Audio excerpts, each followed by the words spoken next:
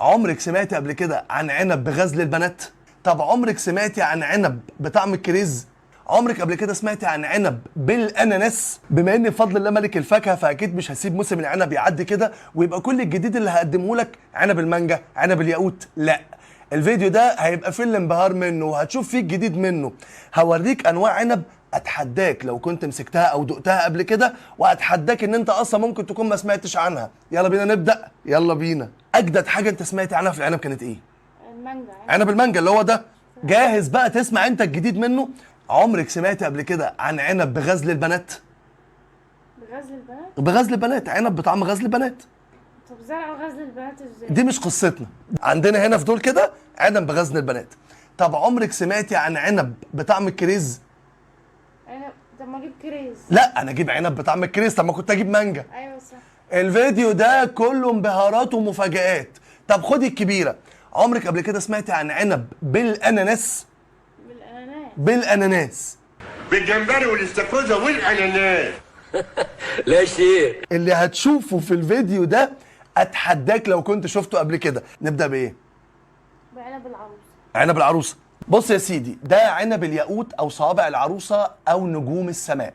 اكتر حاجه بتميز عنب الياقوت هو حجم العنبه نفسها. انت مستوعب يا صديقي العنبه قد ايه؟ ادي العنبايه اهي وادي صباع العبد لله. بص، مستوعب انت الحجم بتاع العنبايه وبتاع صباعي؟ قد صباعي تقريبا. بص كده هتلاقي برضو غريب جدا العنبايه من قدام، شايف انت عامله ازاي؟ بسم الله.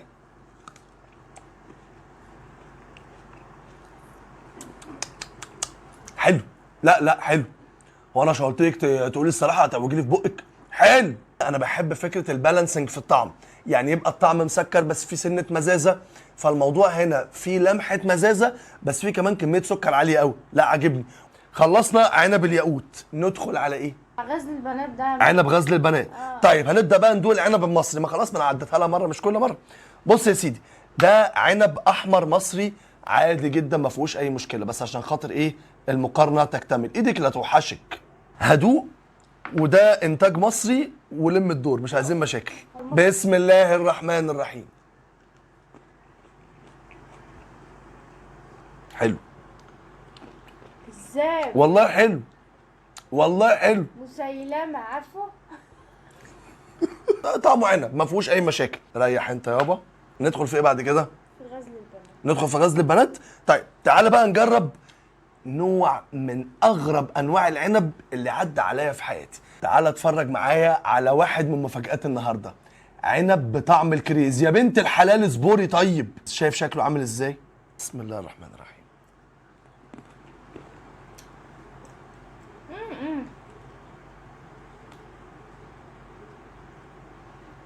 ايه ده؟ ايه ده؟ والله احلى من الكريز. تحس ان في ميه زهر او برفان. انا في حياتي ما عدى عليا عنب بالمنظر ده. انت بتاكل عنب بس بقك بيدوق كريز. بص شكل العنبايه من جوه عامل ازاي؟ رهيب. انت مخك بيعمل ايرور. العنبايه من دي لو جواها بذره وانت مغمض عينك هتبقى كانك بالظبط بتاكل كريز. ده واحد من اغرب الانواع اللي جايالي علشان خاطر اجربها. عنب بطعم غزل البنات. واخد بالك من شكله عامل ازاي؟ لونه مختلف شويه وتحسيه منفخ. بسم الله. سمر، هو طعمه مسكر قوي جامد بزياده. لا مش سكر، وفي حاجه حلوه بس مش سكر من اللي بس مسكر. طعم غزل البنات هو عباره عن سكر، بس هنا تحس ان في طعم عامل زي الفانيليا شويه.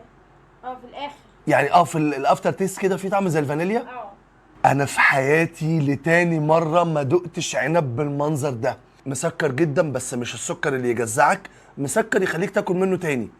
واخر التيست بتاع بقك كده بعد ما تبلع العنبايه تحس ان في زي ما يكون فانيليا، بس فانيليا خفيفه. القلق ان الحاجات دي يكون ملعوب في جيناتها، بس قشطه بالنسبه لي.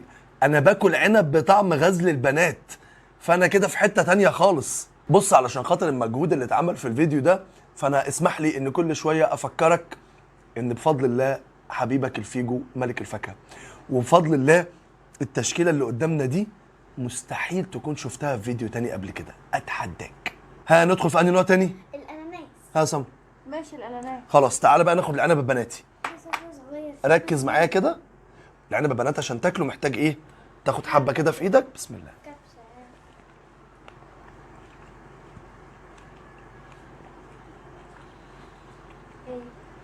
النوستالجيا والحنين الى الماضي.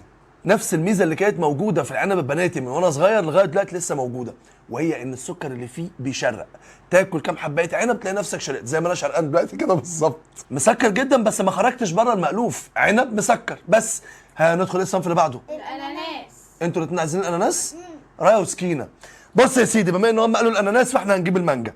بص، هي العنب المانجاوي اللي جاي لي ده هو كان مجهد شويه، بس يعني ايه الهدف منه بس المقارنه. احنا جبناه قبل كده في فيديو، ولو دخلت شويه على السوشيال ميديا هتلاقي 30,000 واحد عامل فيديوهات عن عنب المانجا، بس ولا واحد هتلاقيه جايب لك عنب بطعم غزل البنات. بسم الله. عنب؟ مانجا؟ نفس الايرور برضو اللي بيحصل في المخ.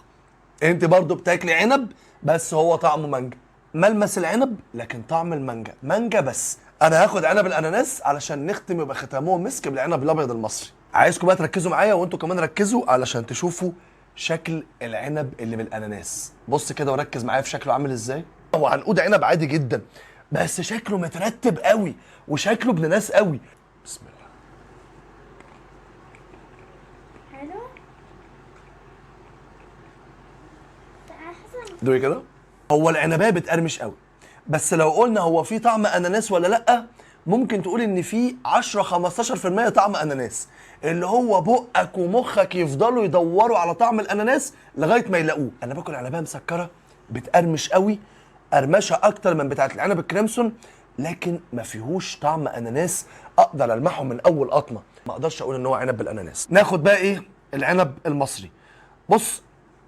بصي يعني مثلا ايه، خليني اقول لك على حاجه. مثلا بص الفرق في شكل العنقود بين العنب المصري والعنب اللي بالاناناس. يعني تحس ان ده مترتب كده واخد حقه، ده تحسيه كده اللي هو ايه كده اهو.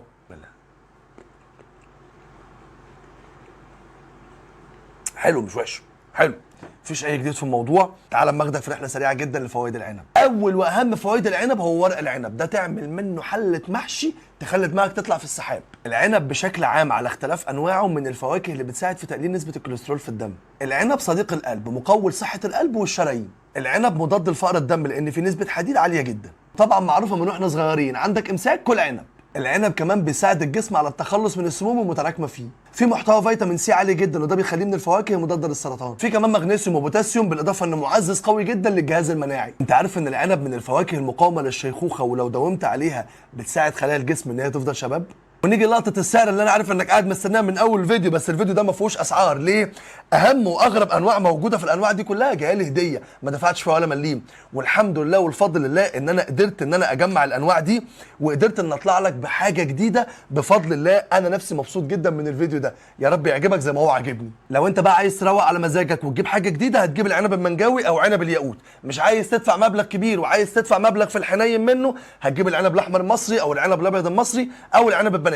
اما العنب اللي بغزل البنات او العنب اللي بالكريز او العنب اللي بالاناناس، عايز تجيبهم ولقيتهم هاتهم، مش عايز تجيبهم ما تجيبهمش. انا الحمد لله جبتهم مكانك.